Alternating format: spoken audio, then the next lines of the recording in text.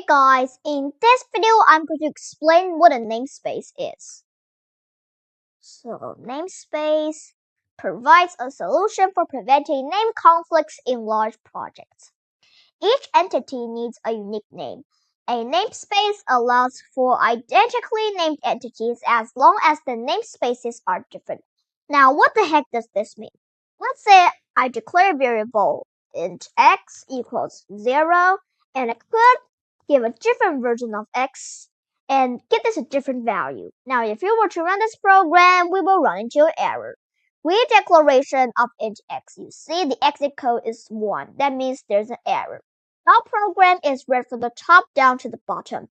If you declare x here is 1, but you instead give the value of 0 and then 1 here, well, the compiler doesn't like this.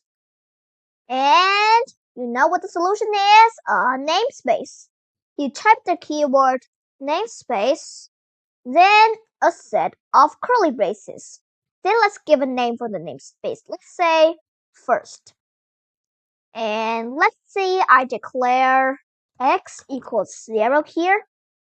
And let's copy this, paste it, but change it to namespace second and give x a value of 1.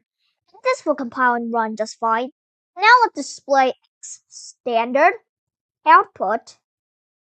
Now display x in the first namespace. So type namespace first, 2 columns, which is the global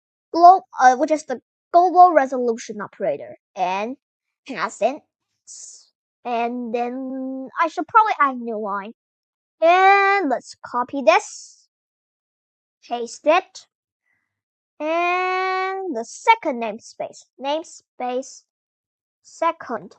And let's run this program, 0 and 1. Now you can say using namespace second. So here, if you say the using keyword, well, you don't need to prefix it with first. So let's say using namespace first. And if you display, you get 0 and 1. But if you say, so I'm going to add the prefix first and change it to using namespace second. Well, this will also do the same thing. The using keyword is basically saying that, the using keyword is using the second namespace. So no matter what prefix you add, the prefix you add is still returning a first namespace.